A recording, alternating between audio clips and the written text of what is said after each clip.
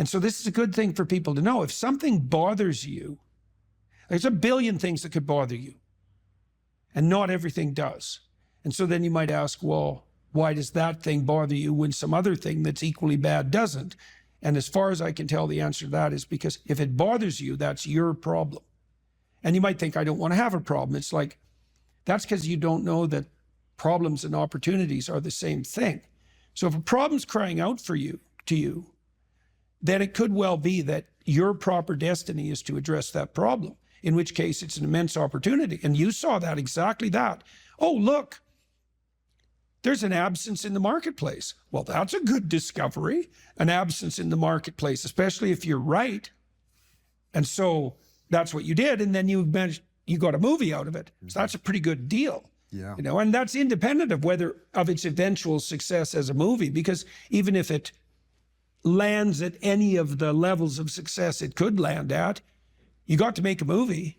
And so that's pretty good. And God only knows what you learn doing that. So there's no loss in that, right? Yeah. There's just gain. There was an interesting thing that I realized during this whole thing, and it is related to what you just said. So for many years, I have told people that if you have an idea and you don't execute on it, your idea doesn't mean anything.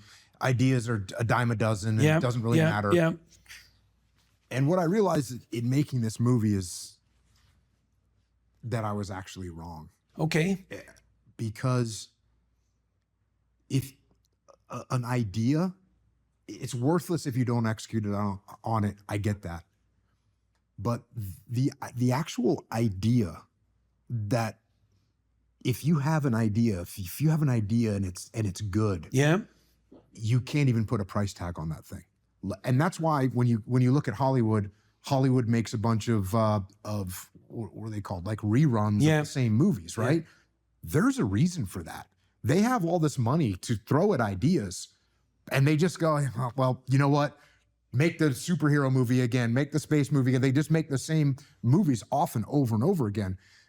And I realized that these, if you have a really good idea, you have to execute on it. You have to do something with it, because if you don't, it's like a mortal sin not to execute on a good. Well, it's a revelation, a good idea. Yeah. It's a gift. It's grace. Where does it come from? That's why I was kind of very curious. That's exactly right. Because I know the answer to that. I look at it like, they know what molecules are in an amoeba, right? Yeah. We know what chemicals and we know what's in it, but we can't make an amoeba. We can't make something alive. And just like in a movie or a book or a song, they know, you go to Nashville, they know what notes make a hit song, but they can't just produce a hit song. They can put all the chemicals in there, but they can't bring it to life. And so there is, just like there's something special about life, there's a spark that we don't understand. We can't fabricate it. We cannot fabricate that spark in life. And we can't, as far as I can tell, we can't fabricate that spark of an idea. Okay, so there's a bunch of things that come off that. So one of the things I realized, so I've done a lot of lecturing again this year. I don't know how many different cities we went to, 60 or 70, over the last 8 months, maybe more than that, a lot. And I have a chance to develop my ideas every night. One of the things I came to understand more clearly was, this is a very cool thing, and it's relevant to what you just said, is that the spirit of your aim, you could say, answers your prayers or informs your thoughts. And it has to be that way, because thought is a navigation tool, right? You set an aim, and then your perceptions line up so you can see your way forward, but your thoughts and your emotions also aid that, because you want to get there, let's say. And then the methods by which you might advance come to mind because you've set your aim. Okay, so we can take this apart in this idea that came to you. It's like you wanted to serve your children. Okay, you wanted to serve them in a manner that was better than what was being served to them. You wanted to serve them in a manner that would help them develop in this adventurous way. So that was your goal, your aim, when you went to the library. And then what happened was there was a mismatch between what you discovered and your aim. And so now that constitutes a problem, but it also constitutes an opportunity, right? Because now you see that there's If your aim was correct and there's a void, well, then that's a moral problem even. Okay, so now if it's a moral problem because your aim was right and the mechanisms for that aim to be manifested aren't available, well, then that's a genuine gap and it needs to be addressed. And if you figure that out, it's your moral responsibility to do something about it. But it's also your great opportunity. Okay, so there's that. So that's what you're serving. If your aim is correct and true, and you have a revelation in relationship to that aim, and you don't act on it, you've thrown away the pathway to that aim, and you've betrayed it. That's not a good idea. But even more concretely, one of the things my wife has really learned to do in the last 2 years, she started to write and she started to speak publicly because she introduces me and talks for about 10 minutes. And she's learned during our discussions, our private discussions, let's say, if an idea emerges, she writes it down right away, no matter what we're doing, right? The idea comes, you write that thing down because it's a gift and God only knows what it's worth. You know, you could have a good idea now and then. It might be a good idea that changes your whole life. And you could have that idea and be casual enough to forget it. And that was that. And then you'd wonder why you never got anywhere. It's like, well, you had a gift and you didn't. And then there's another issue too, is the things that meet with reward grow. That's a neurological truth. That's how large language models are trained. They're trained with reinforcement. The closer they get to the target, the more weight is put on that response. So it's literally reward that trains large language models to match to target. Well, if you have a bit of a creative spark and ideas are being revealed to you in concordance with your aim, and then you don't act on those, you punish them. You punish the source of the ideas. Just like demoralizing a kid. Like if a kid comes to you with ideas and every time they come, you say, oh, that's stupid, or what the hell do you know? Or you say, I'm going to do something about that, and then you don't. That kid will stop coming to you with ideas. Mm-hmm. And people do that to themselves all the time. Yep. And so you even have an obligation to you can watch this, you know. This is what I've been trying to teach people too, is if you want to improve your life, it's like, well, set that as an aim. I'd like things to be better. And then ask, what could I actually do that would move me somewhat in that direction? You'll get an answer. That's a good way to pray. That's a good way to pray. And I've experienced two things here, and these are like the opposite ends of the spectrum. And this is, I think, a very positive thing for people to hear. If I was a young person, I would really like to hear this.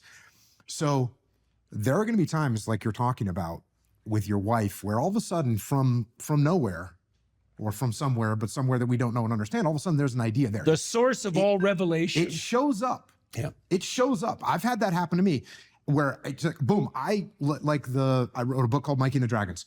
That came just boom. I just instantly had this idea. Boom, I wrote the book. Yeah. And I remember when I was an English major in college, and some of the old poets, they would claim that, you know, they just wrote this first, you know, the first draft, that was it. It was one draft, one shot. And there was sort of rumors about these that's not really happened. They found their notes. They'd written a bunch of drafts. But sometimes it's true. Sometimes you will get that inspiration, and it'll come and boom, you're done. Yeah. So you can sit around and wait for that. I don't recommend waiting for that, though. It may or may not come. Yeah. We can't control that. The other side of the spectrum, which I've also had this happen to me, and my silly term that I came up with for it is squeezing your brain. You have to like squeeze your brain and squeeze something out of it. And what I like is this idea, just to come full circle a little bit here. You know, I had this thing where I wanted to have lessons for my kids that they could read in a book. Yeah. And so I have that. There's my aim, what you would call an aim. Yeah. Well, I didn't immediately say, oh, okay, what I can have as a kid that's going through kind of kid problems, and his uncle, who's a Navy SEAL, can come and stay with him for the summer and he can teach him. I didn't have that. And I definitely didn't have the nuances of like, oh, he can get bullied by this kid. And he can time save. That like, fills in. Right. But I squeezed on my brain and thought, what would be a good, and then all of a sudden, boom, you just start, you find your path, and the story will come, or the idea will come. And well, that's part of that disciplined striving. Yeah. Like I learned when I first started writing, I forced myself to sit and write every day. Yep. And some days I was highly productive, and other days I wasn't so productive. But every day, if I sat long enough, I was a little bit productive.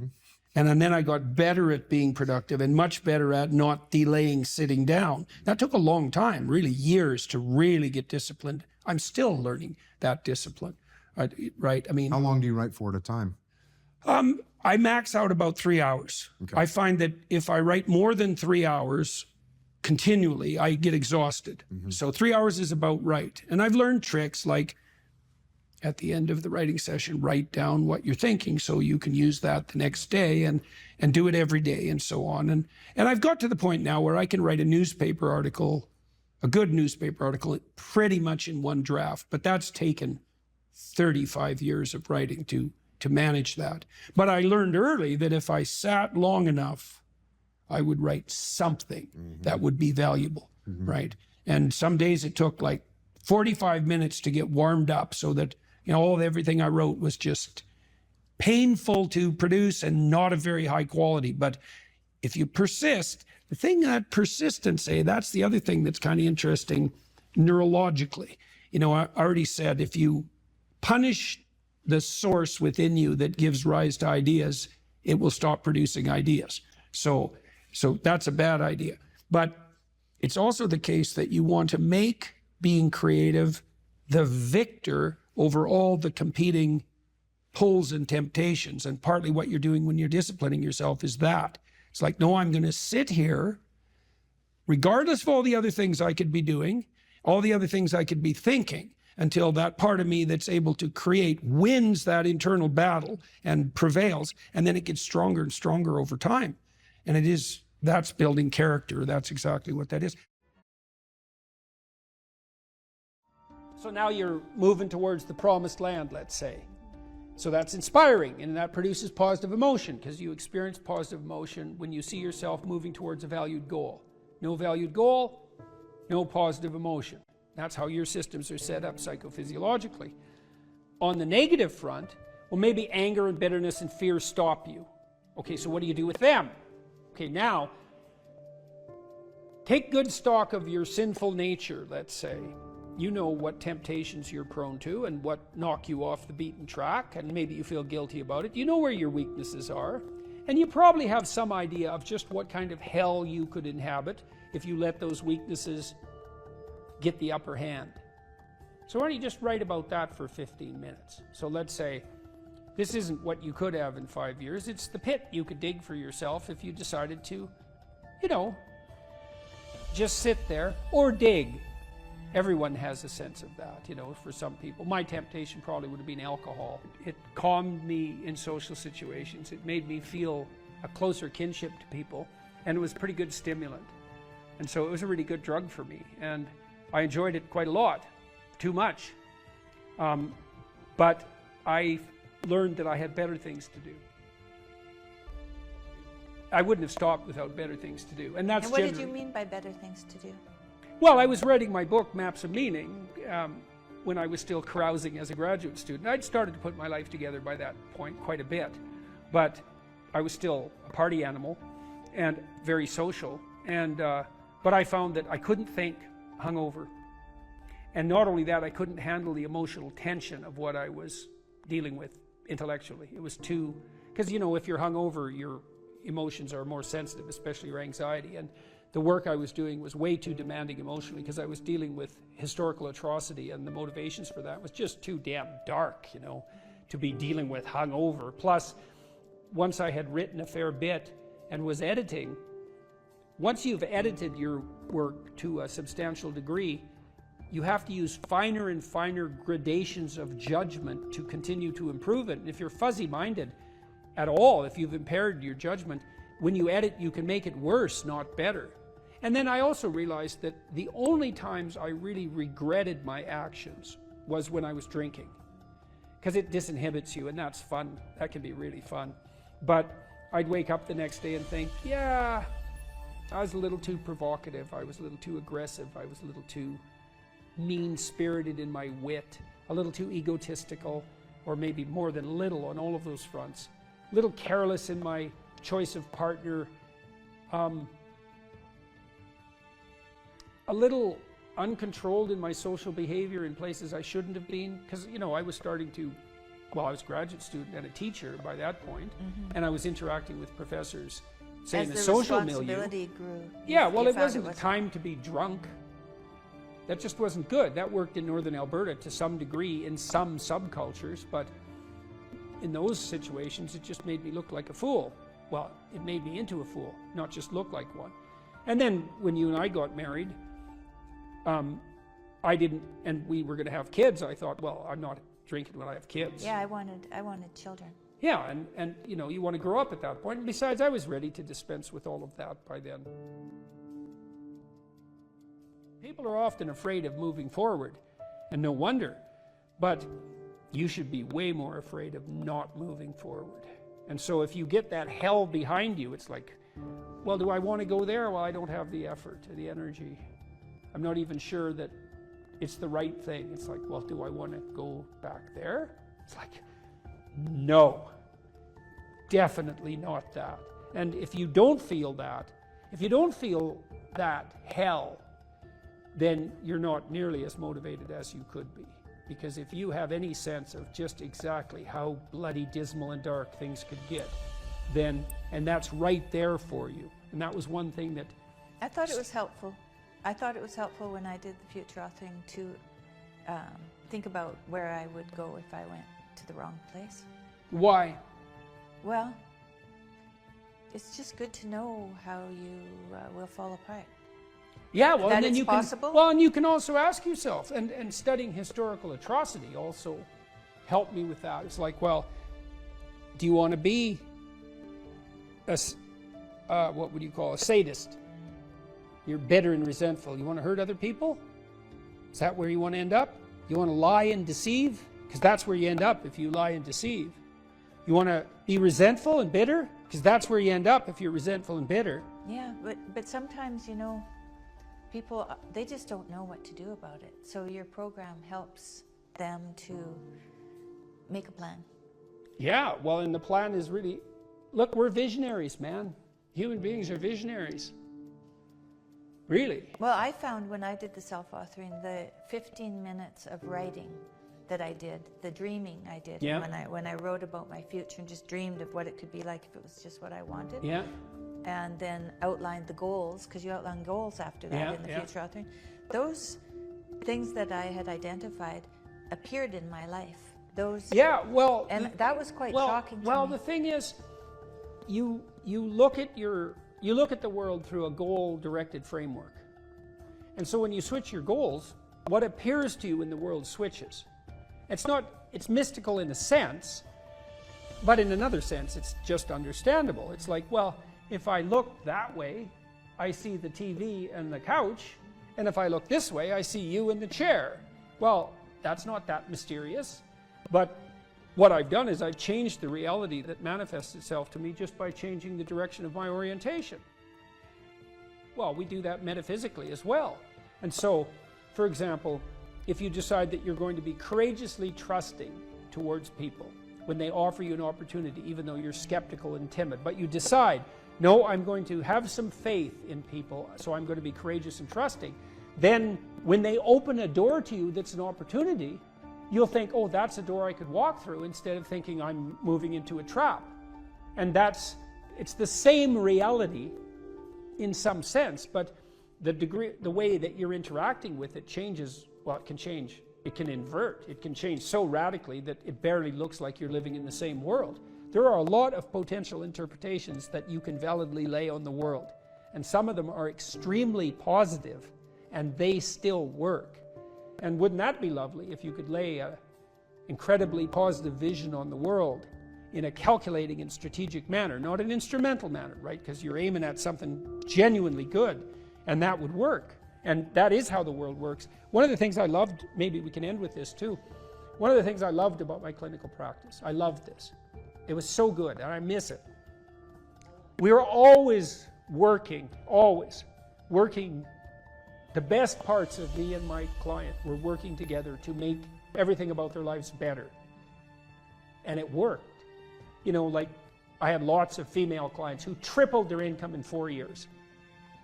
They didn't even think that was possible. It's like, well, I don't make enough money. I'm barely making ends meet, single mothers. I have no idea what to do. I don't like my job. It's like, well, let's make a plan here. You know, what do you want? Well, I'd like to make this much money. Why don't we double that? And just, because you're going to aim at something. Some people do make more money than that. So maybe it could be you. Well, is that even possible? It's not even possible. It's like, well, let's just assume that maybe it's possible and see what you'd have to do. Well, you got to get your CV together. Well, it's full of holes. Okay, well, let's fix the holes. Okay, now you got to get a plan. Well, I'm not very good at interviews. Okay, let's practice interviewing until you're not just good at it, you're looking forward to it.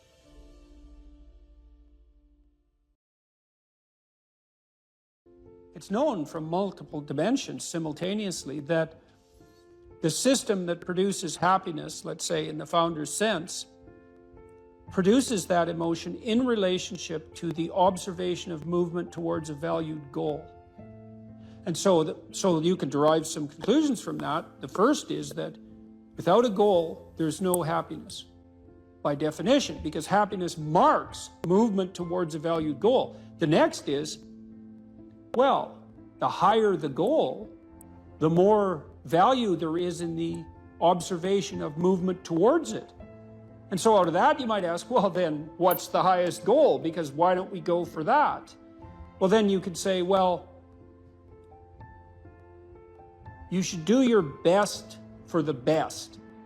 You might say, well, that's just to make me hedonically happy. It's like, well, wait a second, you know, cocaine will work for that because it actually even activates this system. But what about tomorrow and next week and next month?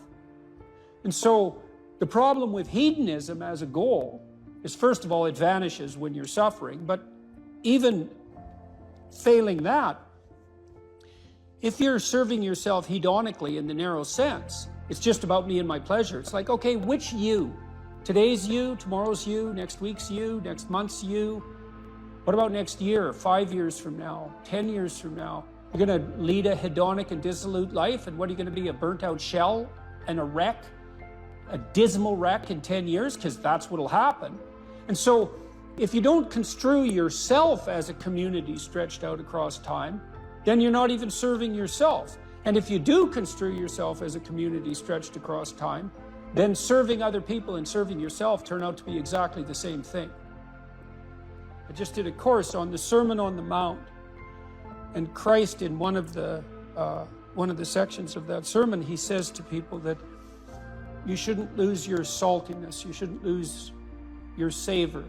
And you're the salt of the earth. And without that salt, everything loses its flavor. And salt is a preservative and it's a spice. And that's often conceptualized, that phrase, as referring to the salt of the earth. You know, the solid, reliable types who bear all burdens. But that is not what it means. I looked at a lot of different translations. I talked to a lot of people about that verse. And really what it means is, well, there should be some spiciness and unpredictability and humor about you. And there should be some play in the system, right? Because that's what stops you from just being the narrow, dead, past letter of the law with no spirit. There should be some snake inside the tree, right? There should be some fire inside the bush. Those are all ways of construing that are symbolically equivalent. There should be some dynamism in you, and a fair bit of that's associated with, well, enthusiasm. That's fun, but enthusiasm means to be imbued with the Spirit of God. That's why people like comedians so much too, because that's what they do. And so you have to leaven the duty with humor, and your book does a lovely job of that too, because your book, which is a very conservative book in the best possible way, and is a call to duty and responsibility, but you constantly return to themes of both stoicism and humor, which are tied together in some sense. You know, I was just in Newfoundland for the last week doing a documentary there, and Newfoundland's a rough rock, and it's beautiful and harsh, and the people there are tough and resilient, man, because they had to be. And Newfies have a great sense of humor, and they're always making fun, and that's a necessary leaven, right? That ability to deal with serious matters with a light touch, and It's something I'm trying to learn to do more and more, even in the most serious of conversations, you know, too. Because if you're a master, you've got both. You've got that light touch and that sense of humor. You really see that in military people who've been through rough situations.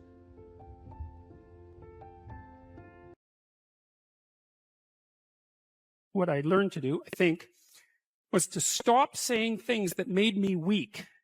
I mean, I'm still trying to do that because I'm always feeling when I talk whether or not the words that I'm saying are either making me align or making me come apart. I think alignment is the right way of conceptualizing it, because I think if you say things that are as true as you can say them, let's say, then they come out of the depths inside of you. Because we don't know where thoughts come from. We don't know how far down into your substructure the thoughts emerge. We don't know what processes of physiological alignment are necessary for you to speak from the core of your being. We don't understand any of that. We don't even conceptualize that, but I believe that you can feel that. I decided that I would start practicing not saying things that would make me weak. And what happened was that I had to stop saying almost everything that I was saying. I would say 95% of it. It's a hell of a shock to wake up and realize that, you know, and you might think, well, do you really want all of that to burn off? It's like, well, there's nothing left but a little husk, 5% of you. It's like, well, if that 5% is solid, then maybe that's exactly what you want to have happen. The issue is there are times in your life where you know that the thing that you're saying is not true. It's a deception. It's a lie of some sort, and you're using it to manipulate yourself or another person or the world. And you're also possessed, fully possessed of the idea that you can get away with it. Where are you once you destroy your own ideal? What's left for you? There's nowhere to go. There's no up. And when there's no up, there's a lot of down. If you destroy your own ideal, which you do with jealousy and resentment and the desire to pull down people who you would like to be, let's say, then you end up in a situation that's indistinguishable from hell. Your moral degeneration contributes in no small way to the degeneration of the entire cosmos. Stop cheating at whatever game it is that you've chosen to play. That's a good start, and that'll straighten out your life. Just exactly what are your motives? If you're not doing something important with your life, maybe you're prone to cause trouble just because you don't have anything better to do. Because at least trouble is more interesting than boring. And so if you're not doing something, if you're not pushing yourself to the limits of your capacity, then you have plenty of leftover willpower, energy, and resources to devote to causing interesting trouble. There are so many things that need doing that all you really have to do is open your eyes and look at them and then decide that you're actually going to do something about them. And you might think, well, what's within my scope of influence is so trivial that it's not worth doing. It's like, it won't stay trivial for long if you do it. Not at all. And I don't think it's trivial to begin with. I really don't believe that anything done right is trivial. And my experience in my life has been that anything I actually did paid off. It didn't pay off necessarily in the way that I expected it to pay off. That's a whole different story. But if it was genuine commitment to do something, even if it went sideways and the outcome was really something other than what I expected, the net consequence over time was nothing but good. So every new frontier that can be conquered is an advance forward, and there's no shortage of frontier because we're surrounded by the unknown. We're surrounded by our own ignorance, and that's the secret to proper being. If you're interested in life, if you're interested in proper being, and you're disinclined to produce any more suffering than necessary, then you want to know how to conduct yourself when the catastrophe comes so that you have a reasonable possibility of moving through it. If you dare to do the most difficult thing that you can conceptualize, your life will work out better than it will if you do anything else. Well, how are you going to find out if that's true? Well, it's a Kierkegaardian leap of faith. There's no way you're going to find out whether or not that's true unless you do it. So no one can tell you either. You have to be all in this game. There is no more effective way of operating in the world than to conceptualize the highest good that you can and then strive to attain it. There's no better pathway to self-realization and the ennoblement of being than to posit the highest good that you can conceive of and commit yourself to it. You can take whatever job you have and you can make it a real nice little piece of absolute misery. Or you can act like a civilized human being and notice that no matter where you are, there's a richness and a complexity that's completely inexhaustible right at hand. And then you can take that seriously and you can say, well, I can make it a lot better if I want to. I can get along properly with my coworkers and not gossip behind their back, and I can treat my customers properly. And if an opportunity comes my way, I can take it and I can see what happens. What steps should someone take to start developing delayed gratification when they constantly give in to instant gratification?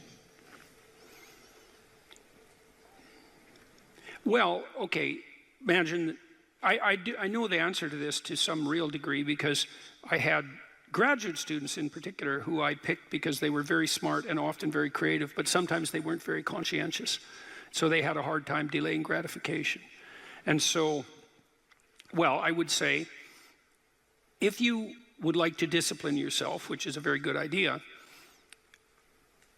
you need to pick a direction. Pick a direction you want to go first. Pick a goal you would like to attain. And a medium to long-term goal. You might imagine something you need and want, some attainment that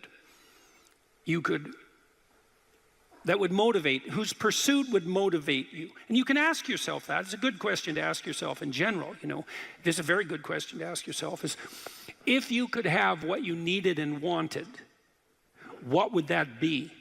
And that's a meditative question. You don't want to force an answer out of yourself. You want to ask yourself that like you would ask someone else. If I could have what I wanted, what would that look like? And you can ask yourself that in a more differentiated way. If I could have the relationship that I needed and wanted, if I could have the friendships, if I could have the job or career, if I could have the educational pathway, if I could adopt civic responsibility in an optimized manner, if I could engage in some creative enterprise,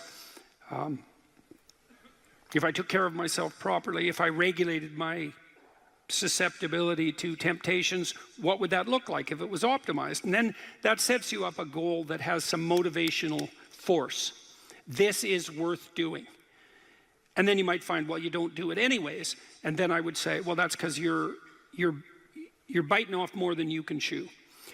The next goal is to take your goal and to fragment it into micro goals until you find a micro goal that's small enough that it still presents some challenge that you will do. And so I've become, one of the things I'm known for, I suppose, is my advice to people to clean up their rooms.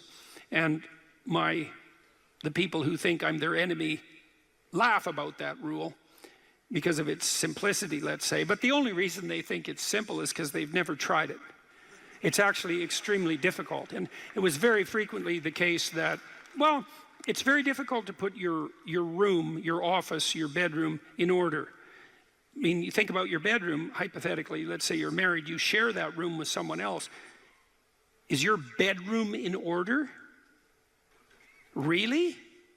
And I don't just mean, is it neat? Maybe it's too neat. Maybe it's too orderly. Maybe it's too sterile. Maybe it's too bare. Maybe that characterizes your whole bloody relationship. Maybe, really? And maybe that is genuinely reflected in the state of your room, because it's very probable that that room is a microcosm of your marriage. It's highly probable. And so what that would mean is to organize that room would require the organization of your marital life, not least because if you want to put that room in order, you're going to have to negotiate with your wife about how that's going to be done. And while you're making that negotiation, even in relationship to the micro details, you're going to encounter almost everything that's wrong with your relationship. And so you might ask yourself when you walk into your bedroom, I hate this bedroom. It's like, you should really think that through. And then you need to think through what you would need to do so that you love that room, or even more complexly, so that you both loved it. because that's a tough thing to attain, boy, because you're going to have differences in taste, you're going to have differences in orderliness. There's all sorts of things that you're going to have to negotiate in order to make that room you both inhabit jointly desirable. Anyways, you set yourself a goal, ask yourself what goal you want to set, and then break the goal down into steps that are small enough so that even someone as pathetic as you could manage them. And that requires a tremendous humility. I know it was frequently the case, for example, with my clients, that I would do an analysis of their situation in life, and let's say, just for the sake of argument, that someone was 30, living at home, in the bedroom they grew up in high school, in a complete bloody state of disorder, both moral and practical. And one of the relatively simple steps that we might agree upon with regards to moving forward is the person might think, well, you know, I'm 30, I'm really immature, I haven't taken any responsibility for my life, my mother still makes my bed and cleans up after me. It's like, well, why don't you just start with that? You know, because you're not going to just fix your life. Why don't you just try to clean up your room like you're a mature 14-year-old instead of a dreadfully dismal 30-year-old. And so, first of all, it's really hard for someone, even if they're desperate, to admit that that's necessary, right? Because it's so bloody humiliating. I mean, really, I'm so damn useless that my basic goal is going to be to clean up my bedroom. It's like, well, looks like it. And actually, it's worse than that, because then you ask the person, you negotiate with the person, they say, well, I'll try to clean up my room. Then they come back the next week and they say, I had one client, this was so funny, he's going to vacuum his rug. That was his goal for the week.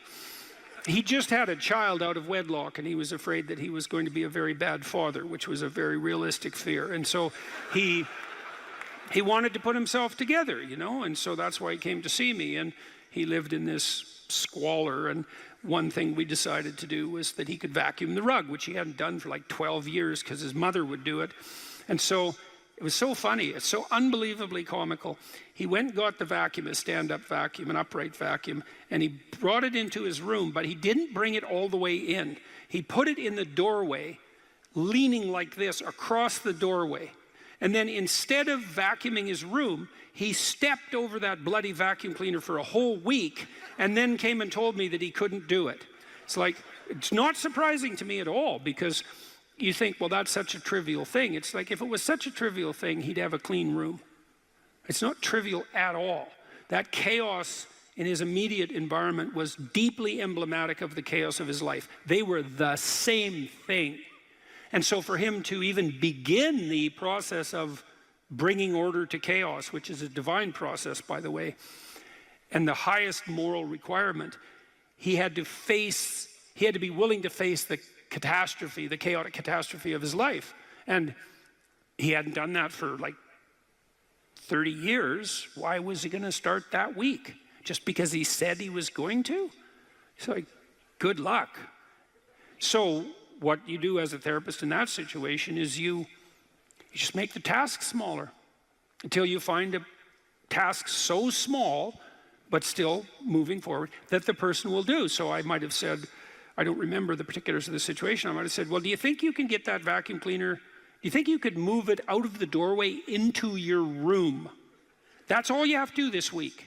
Do you think you can do that? And I'd say that and offer that without being contemptuous. Like, you have to be very careful about such things. And I know that this is more complicated than it looks. And I also know that the first step taken towards the domination of chaos and its transformation into order is a cardinal and difficult step. And so you can make it small, and that's fine, it'll still work. So I might say, well, just move the vacuum cleaner inside your room. And then I would also say to someone in that situation, don't do more than that. If the agreement that you've made with me and with yourself is that that's enough, abide by the contract that you've written with yourself and allow yourself to be grateful for the fact that you had the courage to take even a single step forward. And don't push your bloody luck, because maybe you'll have a brief fit and vacuum the whole rug, and then you'll be so annoyed at how you've destabilized your entire life that you'll redouble your attempts to make a mess, and the place will be more like hell than ever for 2 months. It's very probable that that sort of thing will occur if you break the contract you've set with yourself. The upside of this is, because you think, oh my God, that's so dismal, I have to start that low. It's like, yeah, probably, especially if it's a real difficult thing you're trying to sort out. You have to start as low as you are useless, and that's low. So, but the upside is that progress accelerates. It's not linear, and so if you take once you take the first step, the probability that you'll take a slightly larger second step increases, and that increases non-linearly. And so once you get the ball rolling, so to speak, once you start pushing the rock uphill, you can do it faster and faster. And so even if you have to start in a very humiliating manner, that doesn't mean that's where you'll end. One of the things that Tammy and I learned to do, and this was a consequence of me being trained as a behavior therapist, is, you know, we'll just take an example that maybe I was trying to learn how to compliment her when she dressed nicely. And maybe the fact that I wasn't good at that was manifest in the fact that she'd put some effort into her dress, and then I wouldn't respond in the appropriate manner, and that would dishearten her.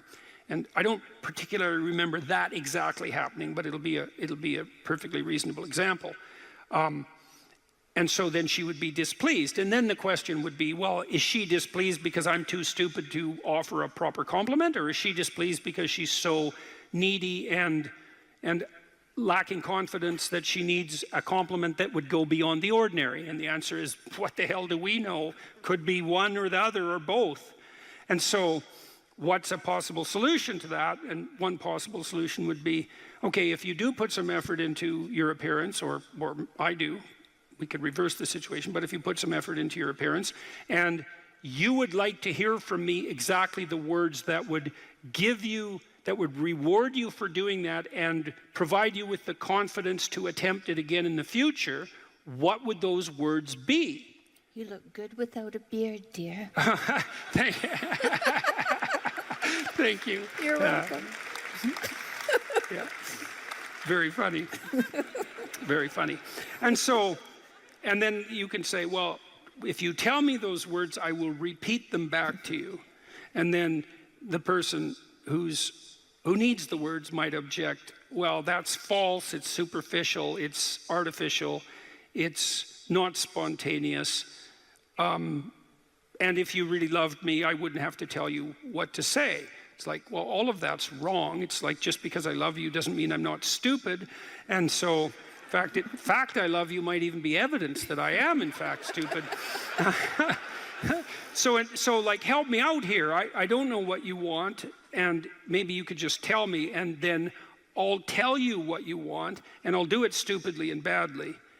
But I'll be slightly better at it the next time, and maybe if you let me practice 50 times stupidly and badly, I'll get reasonably good at it, and then that's something that we'll be both good at for the rest of our lives. And that's something worth knowing. You know, if you imagine you're upset with your partner because they haven't delivered something to you, whatever it is that you want, and then there's two questions that arises, right? Are you just like immature and greedy and self-centered, or are they useless and incapable of delivering? And neither of you know, and you have to sort that out. And then you also, as the injured party, let's say, might regard it as a moral necessity on your part to indicate to your partner exactly what you want, is to tell them. Like, it looks to me like if you did this or said this, then that would satisfy me. And then you might say, well, is that reasonable? Do you feel that it would be reasonable for you to offer that? Would you be willing to offer that? Am I pushing you too far? Those are all things that have to be sorted out. And then you can practice that, and you can practice that with the resolution of every dispute that emerges. If you're willing to take to yourself the responsibility of communicating to your partner your conditions for satisfaction. means you have to admit them to yourself too, which is also very difficult. And then you can help your partner take stupid incremental steps forward, you know, in the direction that you'd like to see expand, and then you can get better at that. And that's unbelievably useful. You can get better at how you have dinner together or breakfast or lunch. Those things repeat every day, so they're very important. You can get better at how you greet each other when you come home. You can get better at the routine that you fall into, let's say, when you go to bed at night or when you wake up in the morning. All these things that repeat, you know, because that's your life, the things that repeat. You can conceptualize how you might like them to be ordered if they were undertaken in an optimal manner, and you can start incrementally moving forward to that. And you can do that by communicating what you need and want, and by carefully rewarding your partner for taking the appropriate incremental steps forward. And so if you're trying to discipline yourself, you make a goal, you break it down into micro goals, and you implement the micro goals and reward yourself for doing so. And if you do that reliably and you make that a practice, that you'll become more disciplined across time, and you'll move towards the fulfillment of your goals. And that's practically how that's the practical guide for success on that front. If you encounter an entity and you can map it at every single level of your value hierarchy, then it's known. You know how to interact with it at a micro level, and you know what its implications are for every other level of your conceptual being. You know what its implications are for the future. Like, you know exactly how to deal with that thing. It's mapped at every single level. There's other things that are only mapped at one level and not at others. So maybe, you know, you like the mouse, we'll say, for the child who's never seen a mouse, it's like it shares some commonalities with objects that the child is familiar with. But there's sufficient novelty so that it's also contaminated with the unknown. And that makes the child basically alert, semi-startled and alert. Now, the child will immediately refer to an adult. It's a technical term, actually. They'll look at the adult's face, because the adult's face will broadcast the motivational and affective significance of that event. And so the child looks, references, and then reads off the face, and of course the speech and the bodily actions, exactly what that thing signifies, you know. And then if the person that they're looking at jumps up on the table and screams, then that's one set of meanings, which is, God, this thing is magical, it's only this big, and look at what effect it has on, you know, my aunt, for the sake of argument, who's, you know, a pretty competent creature as far as I can tell, being 2 years old. You know, and then if she just dismisses it, you know, her actions are going to determine the meaning of that phenomenon. So that's how the transformation of the semi-known thing into the more known thing occurs. It occurs almost always in a social context. You can explore things by yourself, but you rarely actually do that by yourself. It's almost always you plugged into a social apparatus, you know. So you might be doing the specific investigating, but the social apparatus is around you so that you can confer with it, and it also shapes the way that you're going to interact with that specific thing. Okay, so the unknown, that's generally, the unknown that you encounter, that's generally characterized using feminine symbolism. And I think the reason for that, there's a bunch of reasons, and we've talked about many of them. One reason is because females do the sexual selection in human beings, and so they act as the face of nature. Another reason is that you can think of new possibility always emerging out of the non-cultural background in some sense, you know. So, for example, let's say that we send an expedition to Mars, and we're gathering new information as a consequence. The reason we're gathering new information is because we've gone out past the domain of our knowledge, in a sense, and we're interacting with something new. And in that interaction, new information is generated. Now, you can say that it's partly the act of the perceiver that's generating the new information, and you could say that it's partly the act of the culture, because we send robots to Mars, let's say, which is very, very difficult. So the culture goes there, but the individuals are observing. So the individuals are buttressed by the culture, but they're generating information because they're somewhere truly new. And so the information, you know, the unknown is a constant source of new information. So it's the place that gives birth to new information. And so that's another part of the reason that it seems to be symbolized in feminine form. You know, I'm just taking this in some sense as an empirical fact. I've looked at, it looks like that's how these stories work. And so I'd be trying to puzzle out why exactly that would be the case. You know, I also think it's the case that we tend to look at the world from a social cognitive perspective, right? We filter it through a social cognitive biological apparatus. And so we're very likely to see things in character form, and characters have sexes. And so that's going to happen. And then the attributes of femininity or the attributes of masculinity that get used as symbolic reference, in some sense, there's an arbitrariness about it. So for example, for the Egyptians, you know, usually you have a sky god, but they had a sky goddess. Now, she generally represents the night sky, which is not exactly the same thing as the day sky. But, you know, you have to, it's so tricky because you have to look at the relationships between the characters in order to decide what all of them mean. And that shifts a little bit from story to story. So this is what would you say? It's an approximation of the underlying structure, but there's a fair bit of variance in it, just like there's variation in stories. So, well, the feminine element has a destructive element and a creative aspect.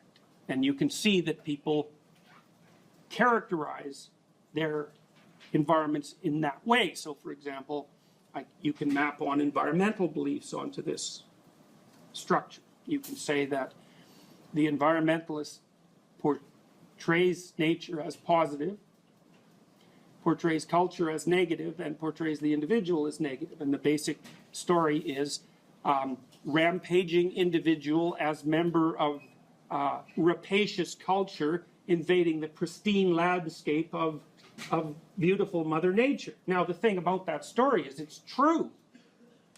The problem with the story is it's half true.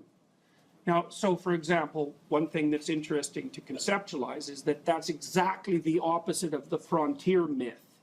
Now, the frontier myth was a story that was used extensively in Europe to drive immigration into the United States. And it was used to some degree in Canada too. And the story was the exact opposite.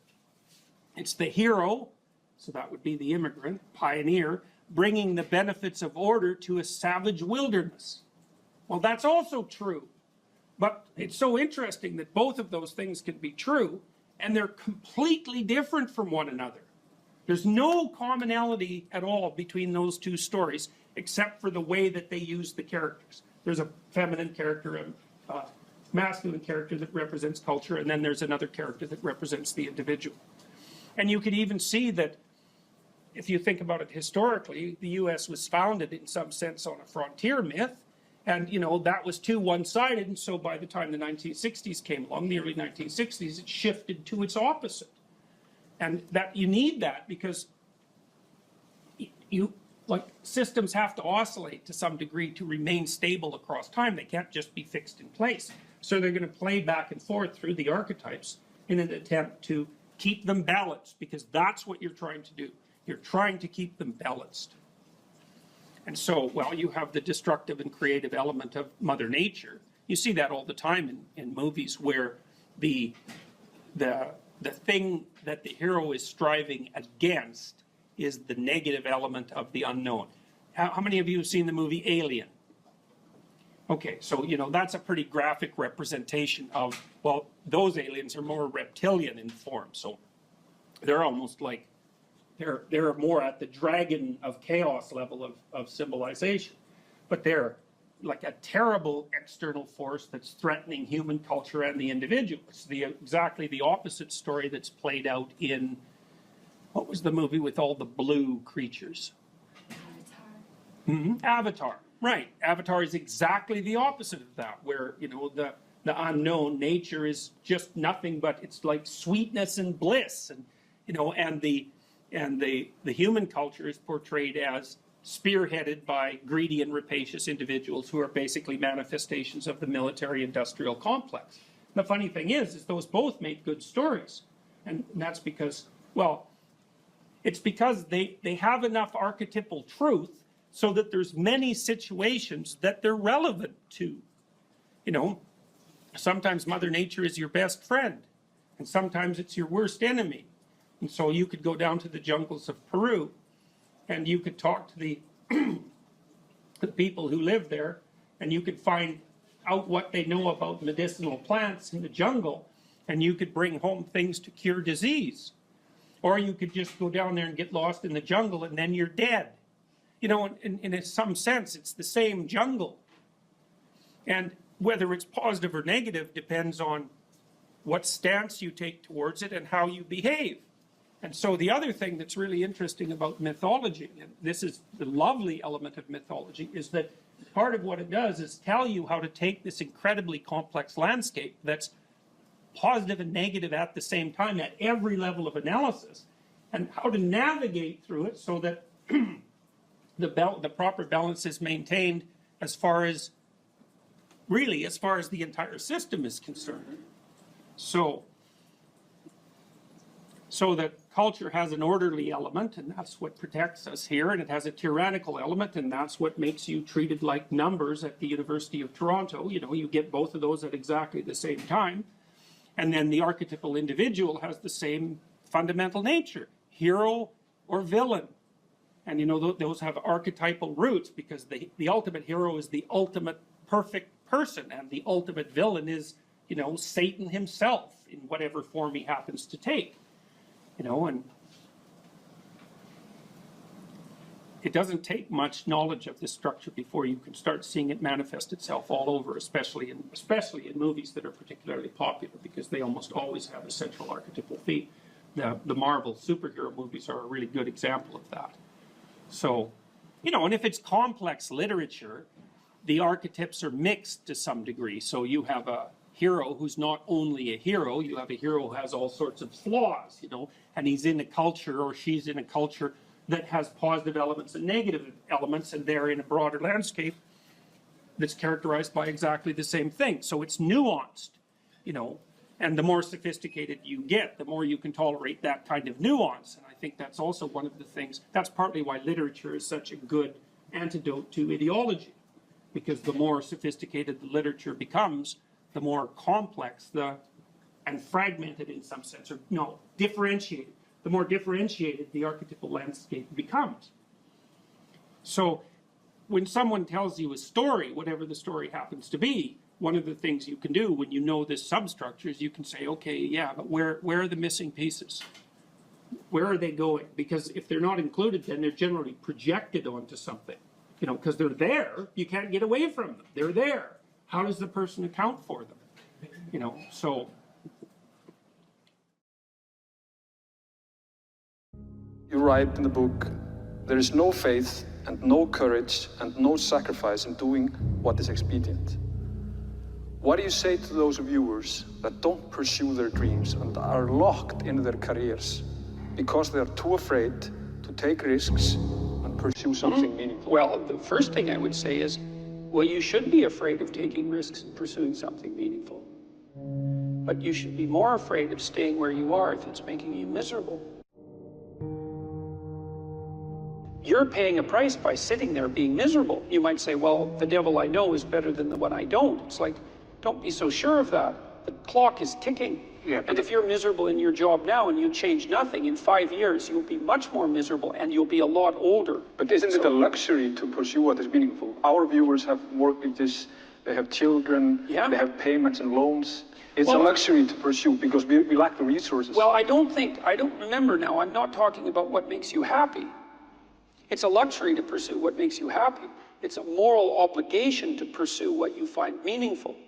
And that doesn't mean it's easy. It might require sacrifice. If you need to change your job too, let's say you have a family and children and a mortgage, you have responsibilities.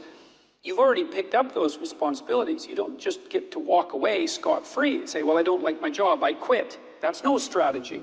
But what you might have to do is you think, well, this job is killing my soul. All right, so what do I have to do about that? Well, I have to look for another job. Well, no one wants to hire me. It's like, okay, maybe you need to educate yourself more. Maybe you need to update your curriculum vitae, your resume. Maybe you need to overcome your fear of being interviewed. Maybe you need to sharpen your social skills. Like, you have to think about these things strategically. If you're going to switch careers, you have to do it like an intelligent, responsible person. That might take you a couple of years of effort to do properly. We're built for struggle, us human beings. We're built to contend with the world. We're built to contend with reality. You want a challenge, and the best way that you can take on a challenge, because a challenge fortifies you. So you don't want to be secure, you want to be strong. And you get strong by taking on optimal challenges. And so you lay out your destiny in the world, and you take the slings and arrows of fate, and you make yourself stronger while you're doing so. And you might fail, and fortune might do you in, but it's your best bet. And, you know, people have extracted unbelievable successes out of catastrophic failures. And I'm not saying that in a naive way. I know perfectly well what happens to people. You know, you're doing fine in life, and then you get cancer, and then 6 months later you're dead. And all the heroism in the world isn't going to save you at that point. But that's not the point. That's not the point. Life is bounded by mortality, but that doesn't mean that you don't get out there and contend, and you develop by contending, and you minimize the net amount of suffering in the world. And that's something, man. That's something to do.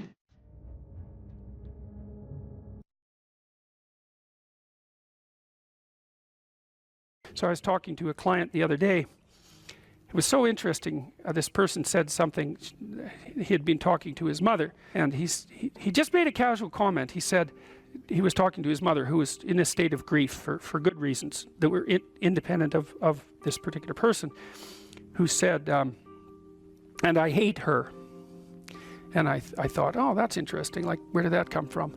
And so I made a comment on that. That's a Freudian slip, right? Because the conversation was flowing, and then this little emotion tagged utterance came forward. And whenever an emotion tagged utterance of that sort comes forward, you know it's associated with a whole rat's nest of underlying pain and anxiety and what would you call it, disappointment and frustration that hasn't been properly rectified. So it's like a marker. And yet, you know this when you're talking to people. They say something and you think, oh, you know, like, wow, too much information. That's one way of thinking about it. It's like, just what are you up to? And then if you have any sense, you just forget that even happened and you continue. But that's like the snout of a dragon peeking out from a cave. And you might say, well, it's just a snout, man. But it's not, because dragon snouts tend to be attached to the whole damn dragon. And so this is also something to know about relationships, because when you're in a relationship with someone, they'll do that now and then. They'll, you know, utter something and you think, haha, it's like, there's a bump in the road. Well, we're going to look underneath that at our peril. But if you do go down there and you look at it, then the whole thing comes, you can start to disentangle the web of memories and experiences that are all tangled together as a consequence of their emotional identity. Because I could say, well, everything that makes you anxious or everything that makes you upset is the same as every other thing that's ever made you upset. And then there's an even different subset of that, which is all those things that have made you upset that you've never dealt with. They're all laying down there at the bottom of your nasty little soul, waiting to pop themselves up in some random utterance, right? And so then you go in there at your peril, because if you're the person who pokes around in that, then you're going to get blasted with all of that stuff. It's going to come out like almost uncontrollably. Then you can sort it out. And so what you find is, if you ask a person a question like that and then you let them free associate, which is just talk about it, they'll do a wandering around, like that maze that I told you about. They'll do a wandering around of that entire territory. And sometimes just having them wander around in it can help them straighten it out. But you might find out that something happened to them 15 years ago that left them with a terrible sense of guilt or dismay or frustration. And then when they interact with their parent in a certain way, the parent knows exactly how to tap that, and then that all comes up, and that's what produces that little utterance. And so that's the material of the world manifesting itself. That's what matters manifesting itself. And it almost always manifests itself as an object, something that objects. We're having a conversation. It's going quite well, no problem. There's a bump in it. There's an emotional disjunct, right? Now we're no longer in the same place at the same time. We're no longer playing the same game. So then I might say, okay, well, let's open that up and see what's behind it. Well, and the question is, what's behind the game you're playing? And the answer to that is all the world that you're ignoring, always. So when imagine that, think about it this way. You're trying to do well in a class, and you get a bad grade. Okay, so you're in this little frame, you want to get a good grade, that isn't happening, you got a bad grade. Okay, what is it that's manifesting itself as the bad grade? Well, you could say, well, it's a C minus on a piece of paper. It's like, well, that's, you know, really? No. That's the objective manifestation. You got a piece of paper with a C minus. The value-free proposition is that you've been delivered a piece of paper with a curve on it and a little, you know, negative sign. Well, you think, well, that's what that is. Well, you know, it's as dopey as thinking, well, here you got your failing grade, you go into the lab and you like weigh it on a scale, and then you burn it and see what it was made of. It's like, well, why did I get so upset about that? It's just paper. It's like, no, that's not just paper. It's an entity that exists in a web of connections. The fact that it's signified by paper is almost completely irrelevant. What is it? The answer is, you don't know. And that's why when you pick it up, you get this paralyzed sinking feeling, because your limbic system is a lot smarter than your perceptual systems. And your perceptual systems say, well, that's a piece of paper, and your limbic system says, nah, for sure, dragon. Right, right. And so then you're sweating, and then maybe you put it away and you go play video games, because, you know, better the hypothetical dragon than the real dragon. And so instead you pull out the piece of paper maybe and you think, okay, why did I get this C minus? Well, that's a hell of a question, isn't it? It's like, maybe you're stupid. Well, that could be, or at least stupid compared to who you think you are. Like that's the real horror that's lurking there, right? It's like, oh, I thought I was kind of smart. That's a proposition of the highest order. I thought I was kind of smart. It's like, yeah, well, what about this C minus? It's like, well, that goddamn professor, right? That's the first thing. I've been attacked by a predator. That's the first response, right? So it's a nonsensical message. It's just delivered by someone evil and predatory. Well, that's, you know, possible, but I wouldn't go there. I wouldn't go there first necessarily. So, but then, well, then say you don't go there. Okay, well, so what is this exactly? Do you not know what you thought you knew? Are you not who you think you are? Do you not work hard enough? Are your values not organized properly? Do you misuse your time? Are you in the wrong field? Is the way you're construing your life completely inappropriate? Are you acting out what your parents wanted you to do and you're pissed off about it, so you're only running at 40% to spite them, despite the fact that they're paying $25,000 a year for your education? Because that's a fun game. Yeah, I'll go do what you want me to do, but I'll fail. But not completely, because then that wouldn't cost you very much. I'll just fail a little bit, so that you have to spend all that money forcing me to do what I don't want to do, but you'll never get to escape from it. And then every time we interact, I'll stab you in various ways that you don't quite understand, just to show you how irritated I am that I happen to be acting out the destiny that you've put forward for me. So maybe that's part of the dragon, right? And then that pulls in the whole parent thing. And, you know, these are bottomless pits often. When you're in the world and something objects to you, something that matters objects to you, then in the entire unrealized world is in that thing that objects. It's all tangled up inside it. That's why it's the great dragon of chaos. It's everything that's outside of your conceptual structure. And what is that? It's everything that lurks outside of your walled city. And it's manifested itself like the snake in the garden. And the easiest thing to do is say, I'm not having anything to do with that. But the problem with that is, well, you get your C minus and you don't do anything about it. Maybe you're a little bitter and more resentful and your study habits get a little worse. So the next time you get like a D plus, and then you collect a bunch of Fs, and then you stop going to school, and then you stop showering, right? Then you end up jumping off the bridge. And so that's how the dragon eats you when you don't pay attention to it. And so it's no bloody wonder that people avoid, you know. It's really no wonder that they avoid, because error messages contain within them the implicit world. Now, the upside of that is, well, they contain within them the implicit world. And the world isn't all negative. And so maybe you get your C minus, and that's actually the best gift you ever got, because somebody finally took you and went, whack, you know, clue in. And so you take that apart and you think, oh, I don't know how to write. I don't know how to think. I've never read anything in my life. My study habits are abysmal, you know, like maybe I'm working at 2% efficiency, which is probably, I would suspect that, you know, some of you aren't doing that, but I bet there's 30 to 50% of the people in the room are working at 2% efficiency. It's like, to find that out is so optimistic. I mean, if you're barely hanging in there, but you're only working at 2%, you might imagine what you could have as a life if you're working at like 50%. So the C minus can be the best gift you ever had, and that's the gold that the dragon hoards, right? That's exactly what that means. It's with our fantasy that we first meet the unknown, right? Well, look, say you're going out with a new person. It's like, what do?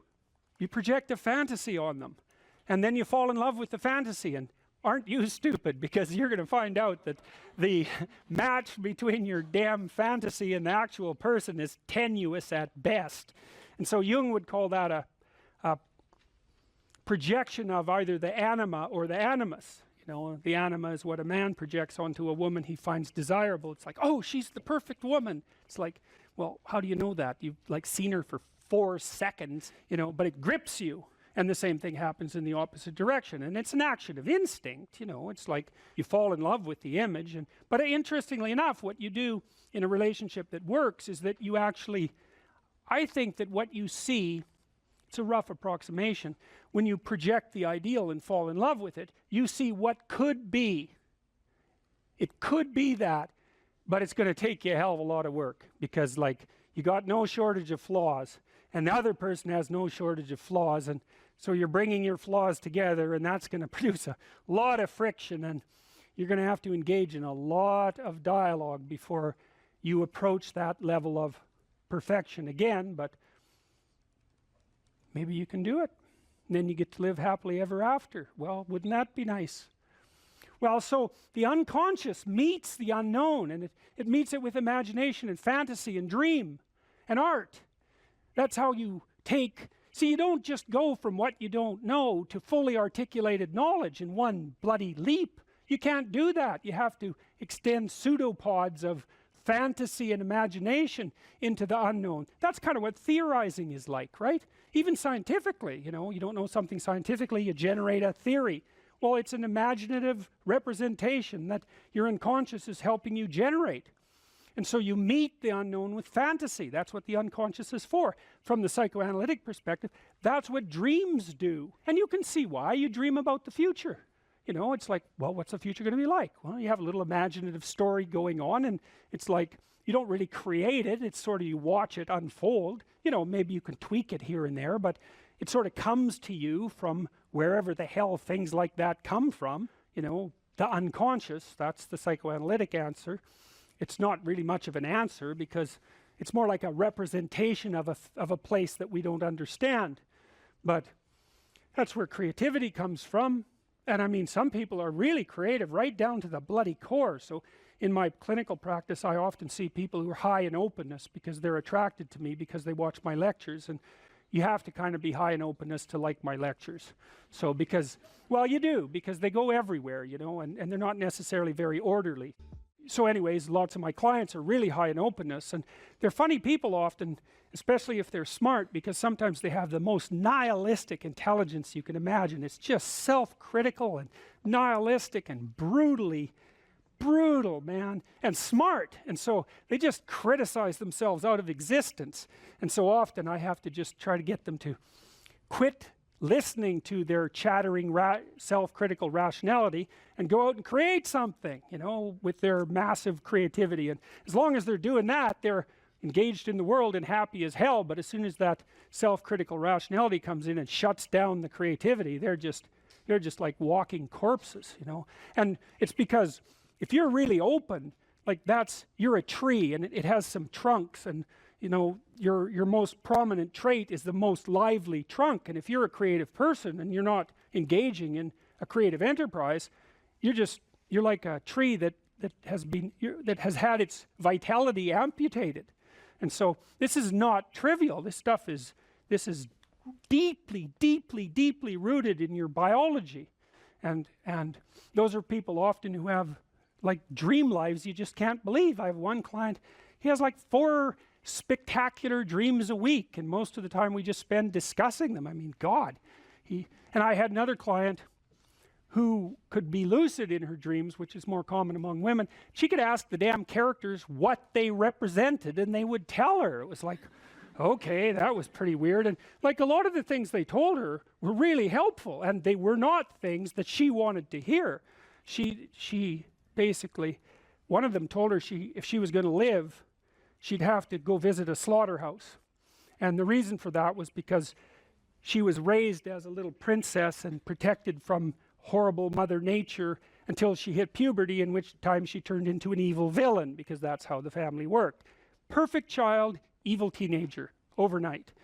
And then, well, that was hard on her, and she wasn't prepared because she thought the world was princess world, and, you know, she couldn't go through a butcher store without having a fit. And no wonder, you know, like, really, Jesus, you know, it's no wonder, but you do it. But she couldn't, so we used to go to butcher stores, and that would make her cry, and that she was a vegetarian, that would make her cry, and, you know, bemoan the cruelty of the world. And it's like, yeah, fair enough, man, those are bloody slabs of meat. It's like, I don't know why everyone isn't screaming when they walk through the butcher store, but you got to get used to it, man, because you can't live in the world otherwise. And so the dream character, who was a gypsy, told her that she had to go visit a slaughterhouse, which seemed rather impractical. And so I asked her if she could think of anything else to do, and she thought, well, why don't we go visit a funeral home and watch an embalming? And I thought, oh, good, that sounds like a fun way to spend a day. And so I phoned up a funeral parlor, and I said I had a client who was terrified of death. Yeah, and I was a therapist who was also a little shaky on the concept myself. And so they had no problem with that. They deal with death all the time, which is really something to think about, right? A human being can actually have an occupation where they do nothing but deal with death, and they don't go stark raving mad. It's like, what the hell's up with that? It's like working in a palliative care ward where your clients that you know have a relationship, all they're going to do is die this week, next week, the week after. People do that. It's like, those people are tough, man. They're tough. So anyways, we went and watched this embalming, which was, I have a rather high level of disgust sensitivity, so it was a little on the rough side for me. But she sat there, and first while she was not, we were outside this little room, she was not looking at that, man, no way. And she'd kind of go like this, and, you know, that was pretty good. And then she'd go like this, and then she'd go like this, and then she watched it. And then she asked if she could go in, and she put on a glove and she touched the body, and she didn't have a fit, she didn't have a panic attack. And so she walked away from there learning that there was a hell of a lot more to her than she thought there was, and that she could see things that she didn't think she could see and live. And after that, she sort of had a touchstone. It's like, well, I'm kind of afraid of this. Well, is it as bad as going to see the embalming? No, it's not that bad. Well, I guess I can do it. It's like an initiation, right? She had an initiation. And so did I, you know, and I learned a lot from doing that. I learned that one of the things you need to do if you're going to be a human being is to prepare yourself to be useful in the face of death. And so when you have a parent that dies, which, you know, shatters people's ideas, often they can't even think about it. If you can't even think about that, man, you've got some thinking to do, because you need to be able to at least think about that, because otherwise you're just going to be a wasteland when it happens. And you never know, you could even have a higher ambition. Maybe you could even be useful when it happens, instead of being part of the heap of destroyed people who also have to be taken care of. You know, and that's brutal. You have to be brutal to be useful in the aftermath of your parents' death. You know, you don't get to crumble and fall apart, and no, you have every reason to. So you got to be kind of some tough monster to manage that. But do you want to be useful in the face of tragedy, or do you want to be pathetic? Put yourself together.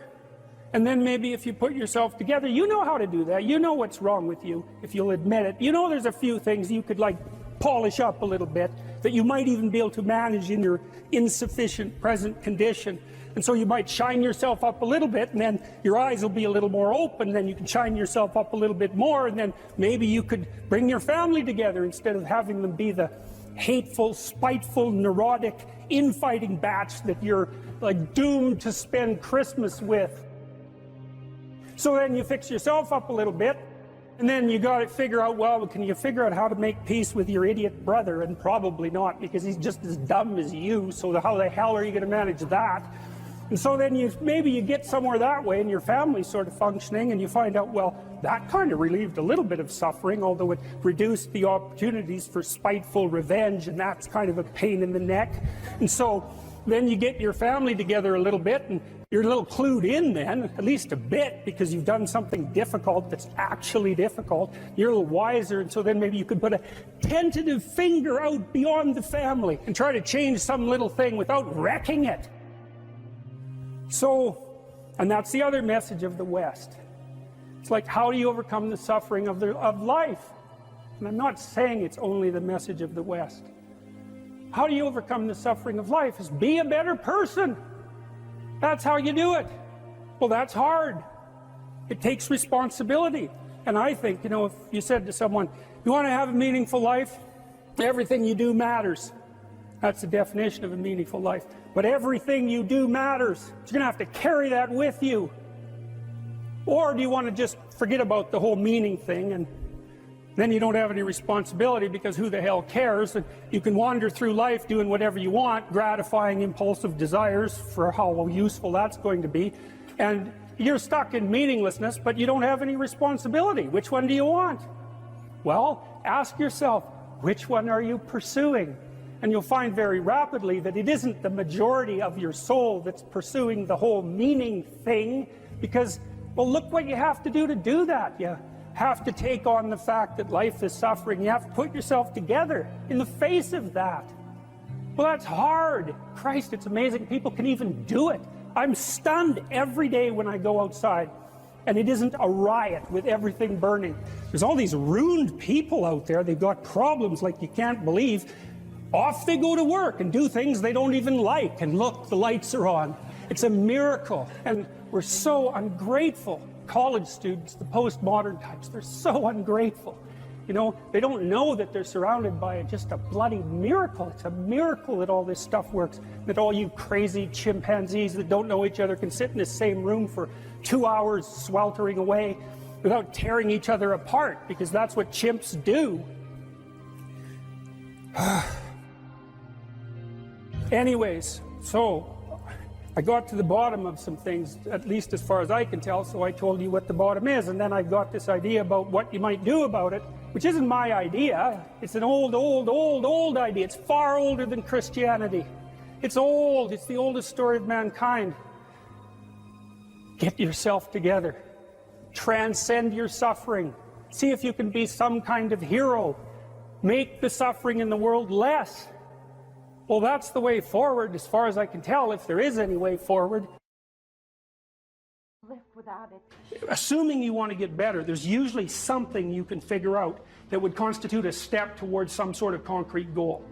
And my presumption, it's a behavioral presumption fundamentally, is that small accruing gains that repeat are unbelievably powerful. You can tyrannize yourself into doing things, but I wouldn't recommend it. What I would recommend instead is that you ask yourself what you're willing to do. It's a really effective technique. It's like a meditative technique. So, for example, you can get up in the morning and you can think, well, you know, I'd like to have a good day today, so I'd like to go to bed tonight without feeling guilty because I, you know, didn't do some things I said I was going to do, and I'd like to have kind of an interesting day. So you got to fulfill my responsibilities, and I want to, you know, enjoy the day. Then you can ask yourself, well, what would I have to do in order for that to happen that I would do? And the probability, if you practice this for 3 or 4 days, is your brain will just tell you. It'll say, well, you know, there's that piece of homework that you haven't done for like 3 weeks. You should knock that sucker off because it would only take you 10 minutes and you've been avoiding it and torturing yourself to death for 72 hours straight. And say, well, let's figure out what your aims are. You got to have some aims, whatever they are. And they might say, well, I'm so depressed I don't have any aims. And then I say, well, pick the least objectionable of the aims and act it out for a while and see what happens. Because sometimes your emotional systems are so fouled up that you have to pretend.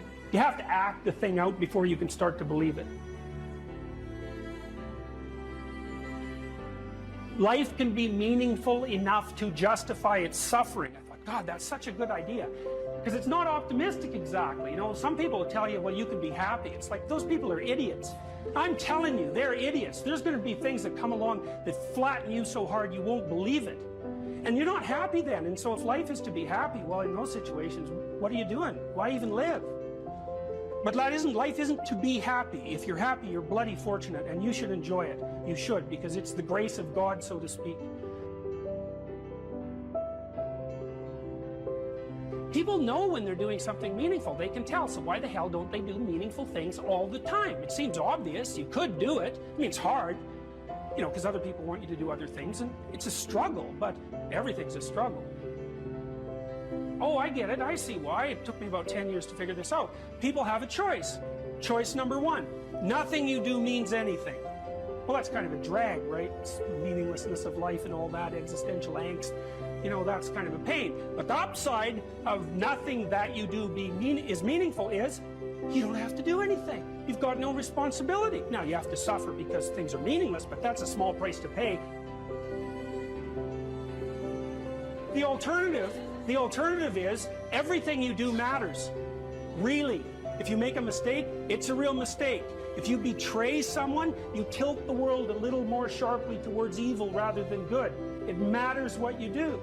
Well, if you buy that, then you can have a meaningful life. But there's no mucking around. It means responsibility. It means that the decisions you make are important. It means that when you do something wrong, it's wrong. Well, do you want that?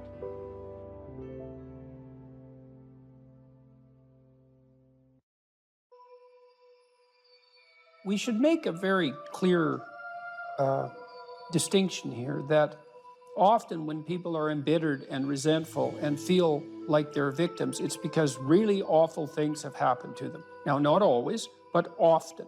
And so then the question is, well, if you're in a situation and something really awful is happened to you or has happened to you, then, well, why shouldn't you feel like a victim? And is there a better alternative? And part of what you were trying to lay out in this part of the book is what those better alternatives are. So part of looking for that hero is to find out from someone else's example. In your case, it was your mother, but these other sources that you described of people who were in a sort of hell in an undeniable sense, but who chose in a very real way to make it as good as it could possibly be given the circumstances. And so they had to turn to sources of power, let's say, and strength and fortitude and resilience that weren't, in some sense, obviously associated with the catastrophe. I mean, in your mother's case, it's a pretty tragic situation. She's a young mother, she has young kids, now she has breast cancer, and she fights a losing battle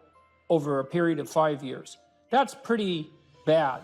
And then you have to ask yourself, given that that's obviously pretty bad, how is it even possible that someone could handle that with not only grace and courage, but the kind of grace and courage that leaves their children with an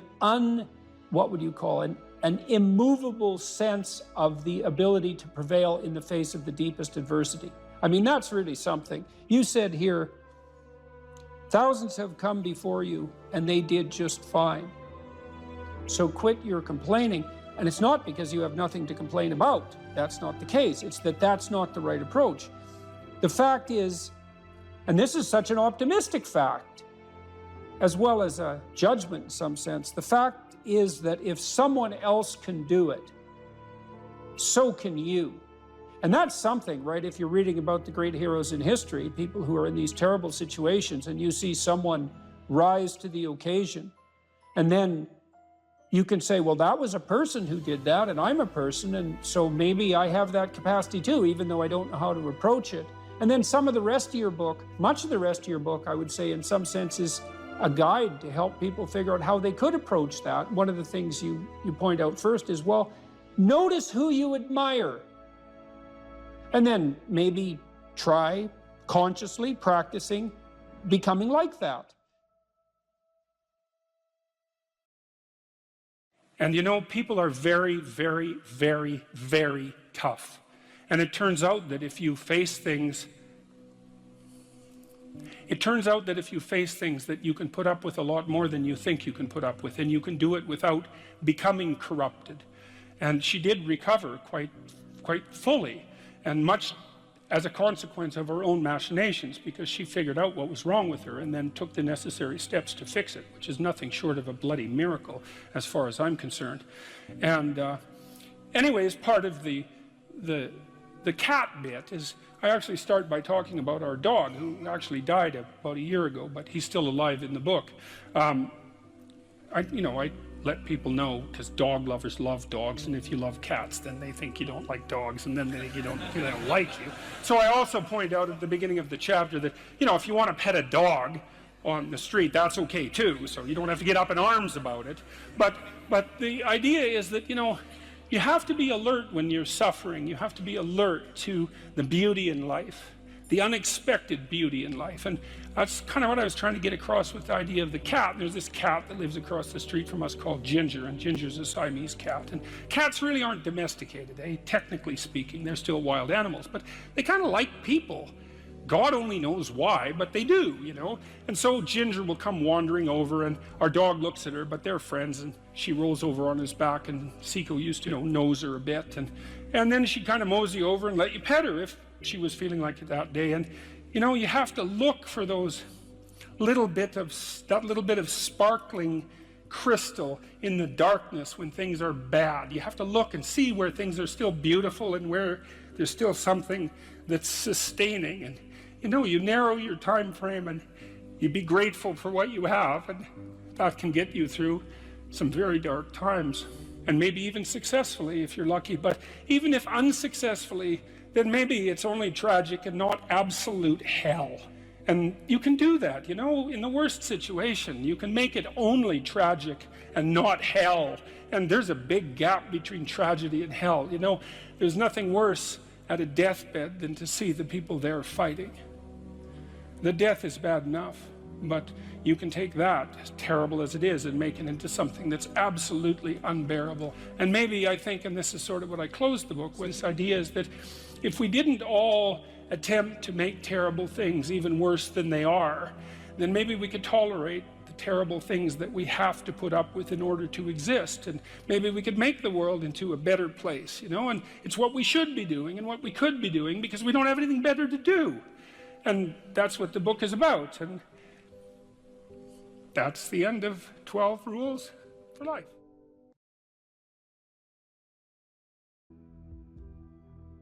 I had lots of clients and students who were chaotic in their orientation to life. They didn't know what to do, and they didn't know what to do about not knowing what to do. It's like, I don't know what to do with my life, and I don't know what to do about my ignorance.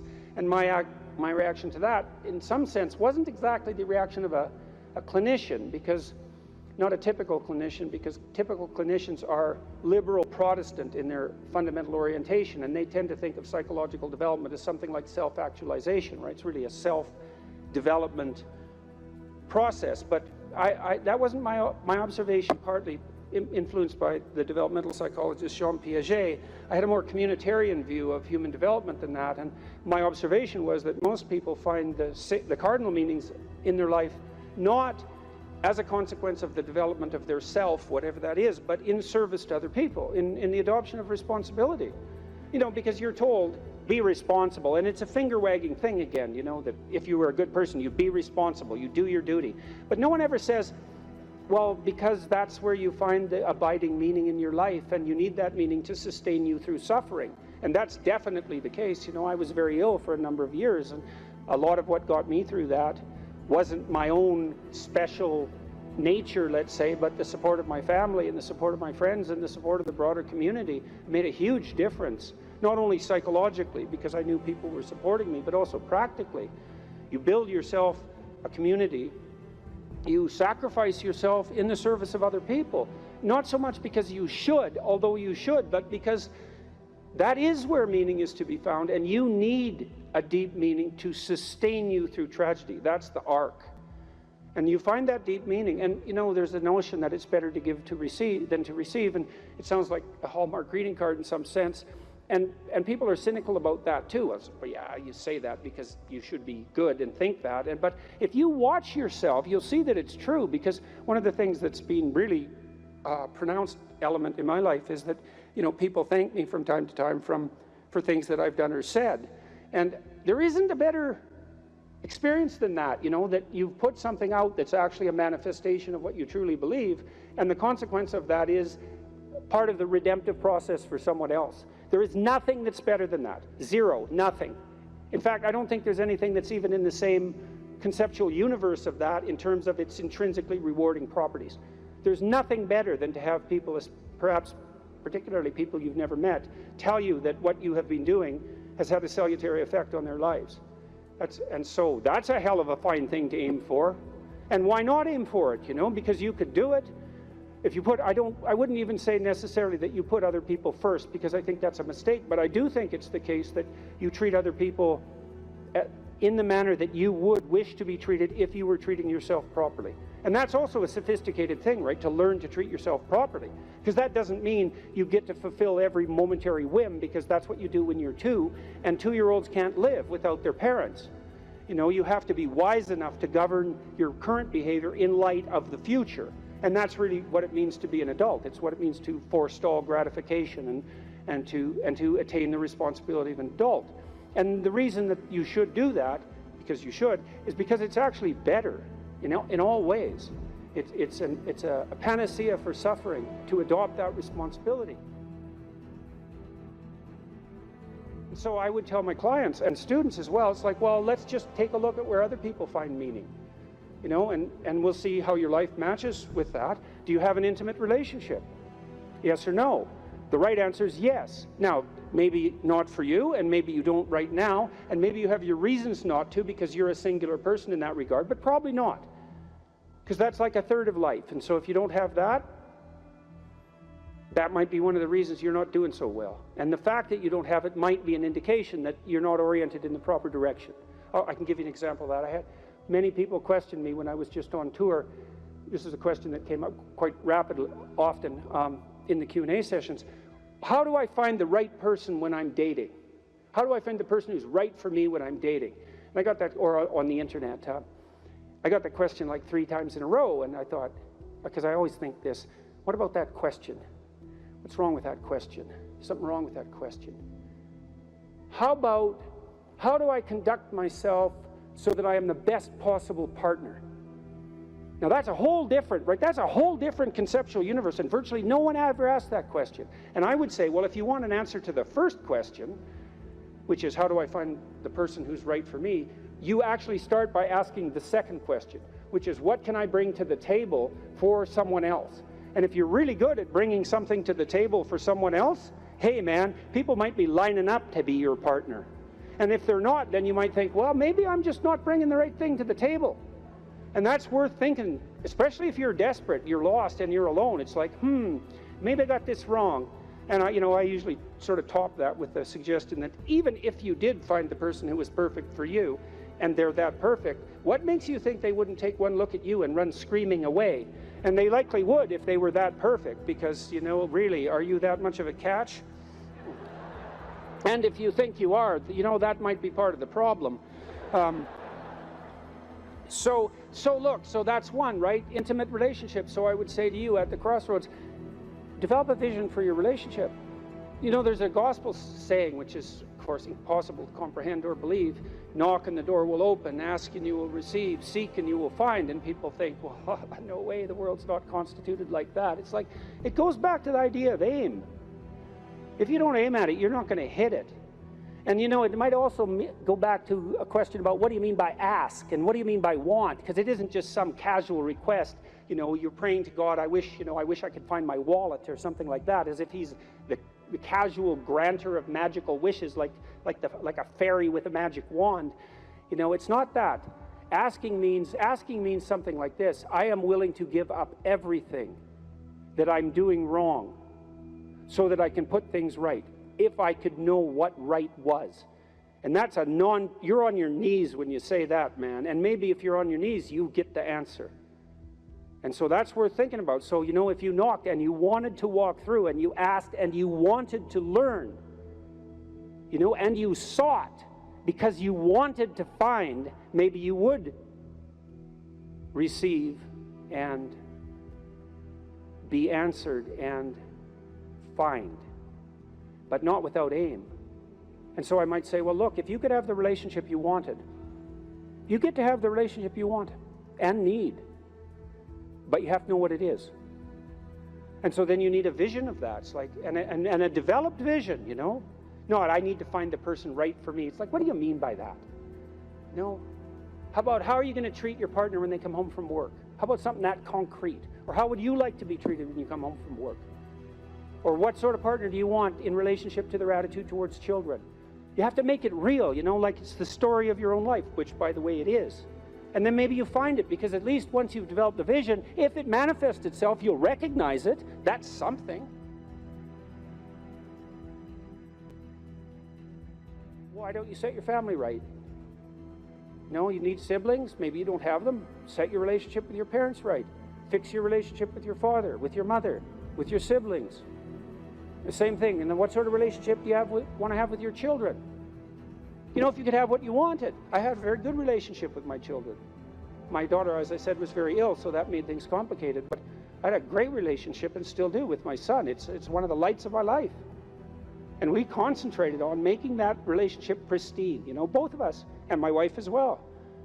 And so you imagine, well, I want my son to love me. I want my son to respect me, and vice versa. I want a child who can make mature decisions. I want someone I can rely on. I want someone who other people gravitate towards. Because I can have what I want if I'm willing to make the proper sacrifices. And so that's a good thing. Could you set your family straight? Well, you need a job or a career. So what can you offer, and what can you bring the world in that regard? And then I would say, well, if you're thinking about career success in this Tower of Babel manner, then that's a temptation. But you might think, well, how much good could I do if I had the opportunity in the shortest possible period of time, if I went all in? And then there's an aim, man, there's an aim. And then you might think, well, what would that look like? You know, if I was a light to my community, if I was a light to the people I work with, who would I be if I was like that? And then you can conceptualize that, and you can see when you deviate from it, and why couldn't you correct for the deviations and move towards that? And then you might say, well, are you going to make productive use of your time outside of work? Productive and generous use of your time? Productive, generous, and meaningful use of your time. How about that? You're going to control your susceptibility to temptation, regulate your alcohol and drug use, because alcoholism takes out lots of people. Regulate your sexual temptation. You can control yourself for some reason that's worth controlling yourself for. You know, because there's something to being sybaritic. There's at least the momentary pleasure. It's not nothing. And you're not going to sacrifice that, if you have any sense, unless you sacrifice it to something clearly better.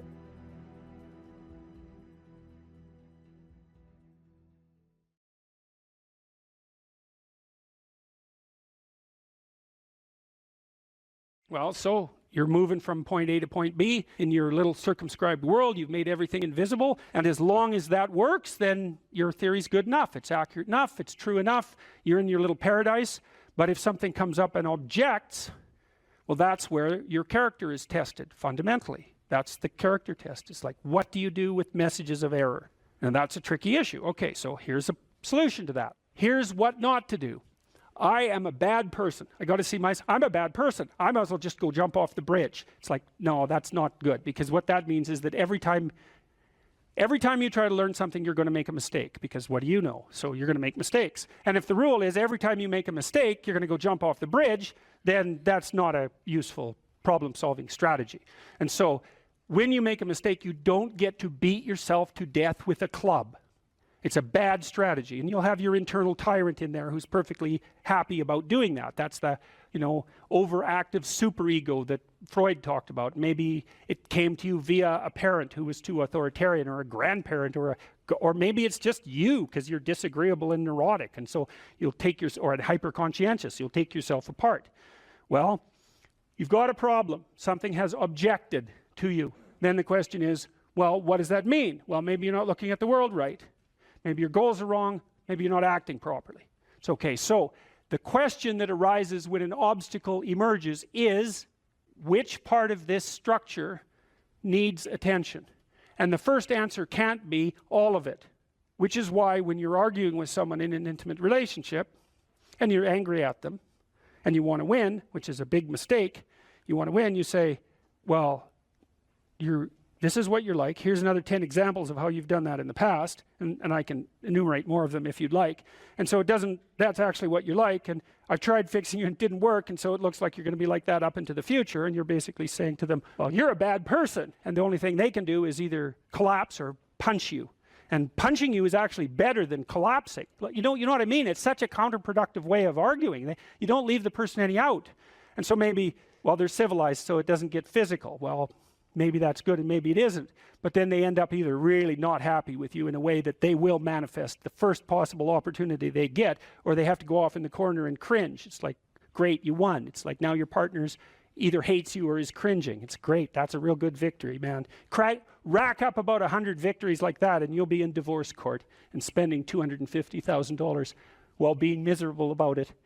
Yeah. So anyway, so something objects to you and you think, okay, well, I need to take myself apart, right? Because there's a piece that's broken somewhere.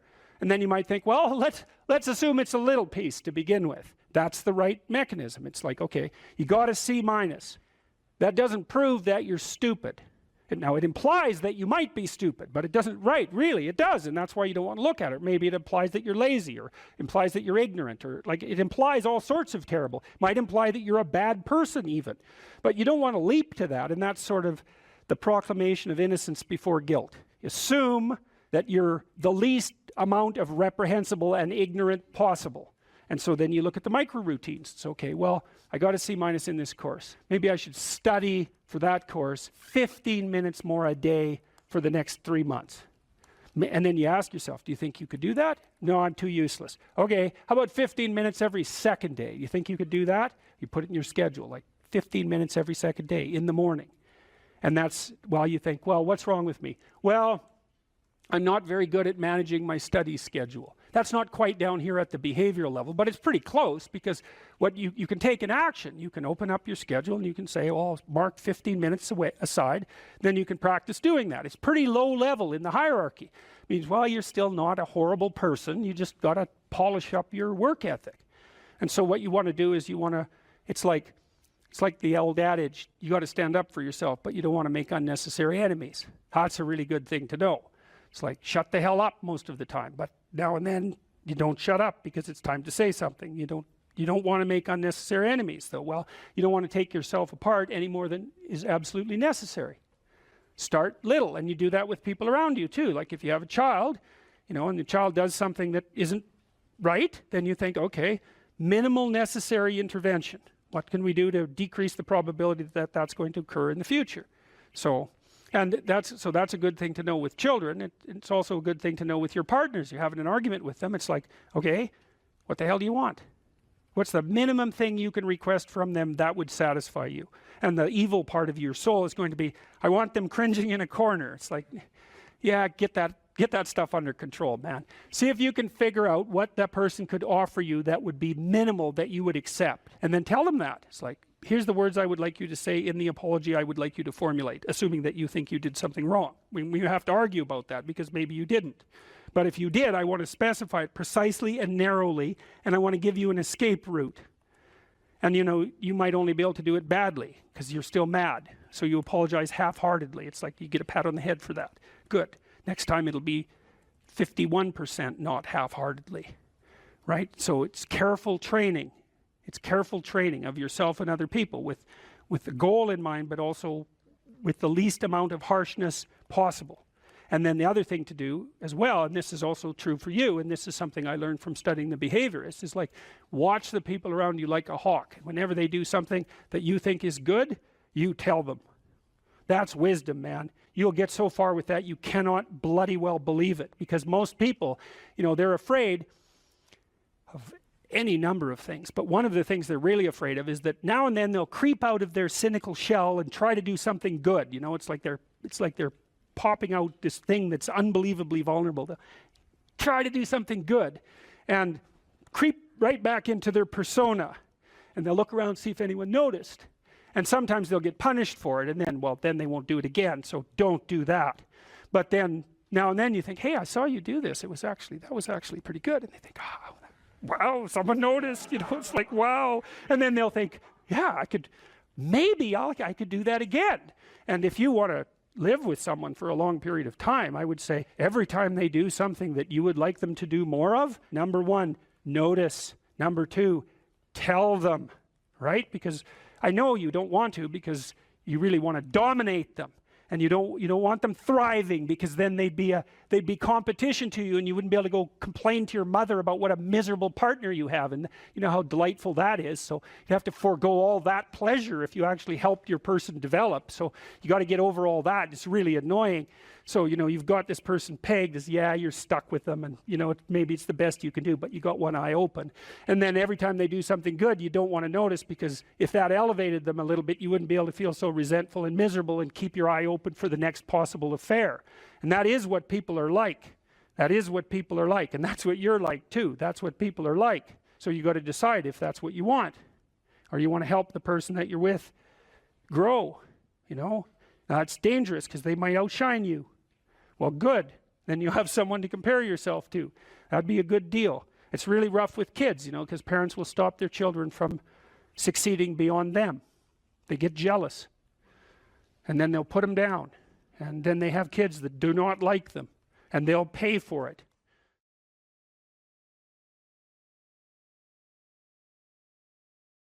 You're sitting on the edge of the bed trying to have an honest dialogue with yourself, and the little voice says, you know, it's pretty disgusting in here. And you think, well, I'm way above such trivial niceties as organizing my room. It's like, well, that's pride. That's arrogance.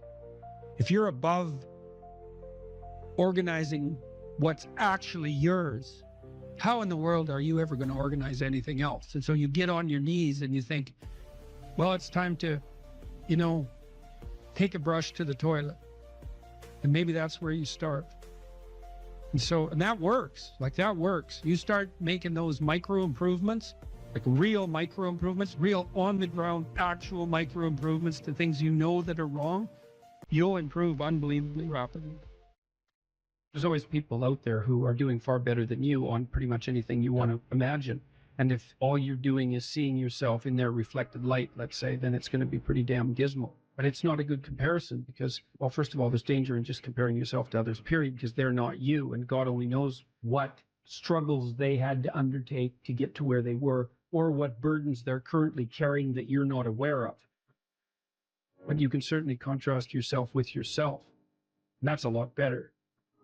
It is the only way. Well, it's also the only way of really measuring anything approximating proper improvement. You can actually tell when you're a little better than you were yesterday. Right. And you can actually do that. That's another thing that's so interesting about it, is that you can actually make yourself a little better in some way, pretty much. Well, I don't know if it's at every moment, but you can certainly do it every day. Let's say you want to become who you could be in the fullest sense. So let's say you're someone who's going to solve some serious problems. Okay, the first thing you have to do is admit to the seriousness of the problems. That's no joke. And so the first thing is just the terror of the problem itself, and that's enough to paralyze you, right? And that's the Hydra, that's the Gorgon with the head of snakes. It'll paralyze you and turn you to stone. That's the basilisk in the Harry Potter series. Mm-hmm. You look at it and it turns you to stone, and lurks underneath everything, right? And it's malevolence and tragedy, and so there's that. And then the next is, well, you're going to take responsibility for that. You're really going to do that, are you? That's a hell of a load, man. And so it's daunting to even consider that. And then there's the discipline and responsibility that necessitates, which is also daunting. It's like, oh my God, the problem's that serious. I'm really going to have to get my act together in order to not contribute to it, much less solve it. And so the problem is terrible. And then the solution is daunting. But the upside of that is like, well, there isn't anything better to have than a problem that's worth solving, like that's really worth solving, right? And so the more of that you take on, the more you have a reason to get out of bed in the morning, no matter what. Like, I'm getting up, I'm trudging forward. Doesn't matter what I'm suffering from. I've got things that need to be done. They're necessary. And that gives you that sense of purpose that is the antidote to bitterness. Okay, well, let's say you want your life to be meaningful. It's like, okay, then what you do matters. It actually matters. Or how starting to clean up the room changed their life. That's quite fun because it's something I always tell people to do instead of going out and protesting. Jesus, I just can't stand Cleaning up that. the room? Yeah. Meaning? Well, my sense is that if you want to change the world, you start from yourself and work outward, because you build your competence that way. It's like, I don't know how you can go out and protest the structure of the entire economic system if you can't keep your room organized. well, I made a video which was called Message to Millennials, where it was called How to Change the World Properly. A bit of on the pretentious side, I suppose, but I was trying to produce something that was a counterposition to this idea that what you should do is go out and fix up other people. You know, that's just not right. And there's a New Testament line about that, something about, you know, not worrying too much about the log in your neighbor's eye, or about the speck in your neighbor's eye when you have a log in your eye. What would the world be like if people stopped avoiding the things they knew they should do? You know, because the question is, how much are we contributing to the fact that life is an existential catastrophe and a tragedy? How much is our own corruption contributing to that? That's a really worthwhile question. The things you leave undone because you're angry, you're resentful, you're lazy, you have inertia. Well, you consult your conscience and it says, well, you know, that place over there could use a little work. It's the same as working on yourself, and so you clean that up because you can, and then things are a little clearer around you, and you're a little better off because you've practiced a bit, and so you're a little stronger, and then something else manifests itself and says, well, maybe you could like take a crack at fixing me up too. So you decide to do that, and then that gets a little bit more pristine, you know, and soon, and it's humble because you're not exceeding your domain of competence. You know, it's like, don't be fixing up the economy, 18-year-olds. You don't know anything about the economy. It's a massive, complex machine beyond anyone's understanding, and you mess with it at your peril. So, and can you even clean up your own room? No. Well, you should think about that. You should think about that. You only have to ask a stupid question once. You ask a stupid question, and if you're in a crowd and you ask a stupid question, 80% of the people in the crowd have the same question. They're just too cowardly to ask. But you ask and then someone actually tells you, you never have to ask that question again. You're no longer stupid. What stupid thing am I doing that I could quit doing? That I would quit doing? Because those aren't the same thing, right? Because you know there's stupid things that you're doing that you're just not going to quit doing because you like them. But there might be something on the edge there where you could stop that. If you want to know something about yourself, sit on your bed one night and say to yourself, you got to mean this, like you got to be desperate. This is no game, this.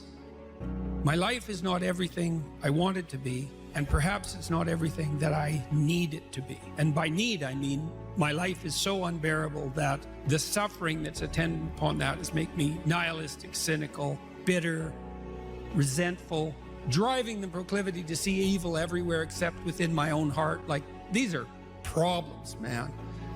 And you ask yourself, you sit on the bed and say, okay, man, I'm ready to learn something. What's one thing I'm doing wrong that I know I'm doing wrong, that I could fix, that I would fix? It's like, you meditate on that, you'll get an answer. And it won't be one you want, but it'll be the necessary one. You know, and it's often something that will point you to small things. Like, that works. You start making those micro improvements, like real micro improvements, real on the ground, actual micro improvements to things you know that are wrong, you'll improve unbelievably rapidly. There's never been a better time for the majority of people to be alive. And the future, although we're vulnerable and terrible things can always happen to us, it's hard to make a case that the future doesn't look comparatively positive. We're becoming extremely technologically sophisticated, and the world is changing at an incredibly rapid rate, and the only way we're going to be able to manage that in a positive way is if each of us, or as many of us as possible, are capable of making wise and careful and truthful decisions. And if we do that, then maybe things can continue to improve. You don't get people to stand up on their own 2 feet and to adopt responsibility if everything is given to them. And that's a real conundrum.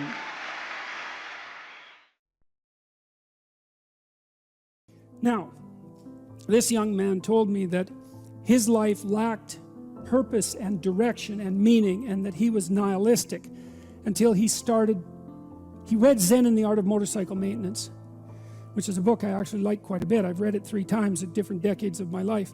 And one of the things that's very interesting about that book is that it's an examination of the idea of quality, of the idea that there are qualitative distinctions between things, and that we have an instinct to make qualitative distinctions. And so a qualitative distinction is simply, this is better than that. which is a judgment. Okay, now what Ratzinger is hypothesizing is that the person in and of, you know how the idea, the modern idea is you're supposed to accept yourself. I think that's an insane idea, by the way. Really, I can't think of a more nihilistic idea than that you're already okay. It's like, no, you're not. And the reason you're not is because you could be way more than you are. And so what do you want to be? You want to be okay as you are? Or do you want to strive towards what's better? And this young man, this Australian, he said that the reason that Zen and the Art of Motorcycle Maintenance had such a impact on him was because he wasn't happy with his current mode of being, right? He didn't consider the manner in which he conducted himself sufficient. And the fact that the author of Zen, and it was Pirsig, laid out the notion that you could make qualitative distinctions, and there really was a difference between good things and bad things, or great things and evil things. It gives you direction. It gives you the possibility of moving upward. And Ratzinger is pointing out, at least to some degree, that human beings are insufficient in and of themselves and need the movement upward. And so they need to conceptualize something like the highest good, and then to strive for that. And the thing is that there isn't any difference between conceptualizing the good and being judged. Because if you're going to conceptualize the good and move towards it, what you have to do is separate from yourself all those things that aren't good and leave them behind. And that's why the Redeemer and the Judge are the same thing. And one of the things that's really appalling, I think, about our modern world is that we're rejecting the notion of qualitative distinctions. You say, well, we don't want to hurt anybody's feelings by saying that one thing is better than another. It's like, okay, fair enough. It's not fun to be cast off with the damned, that's for sure. But if people are in fact insufficient in their present condition, which seems to be the case, I mean, try finding someone who isn't, then if you deny the possibility of qualitative distinction because you want to promote a radical egalitarianism, then you remove the possibility of redemption, because there's no movement towards the good. And it seems to me that it's a catastrophe to sacrifice the good for, well, it's a catastrophe to sacrifice the good for the equal. Because for us to be equal would mean, as far as I can tell, that we would all be equally unredeemed and miserable.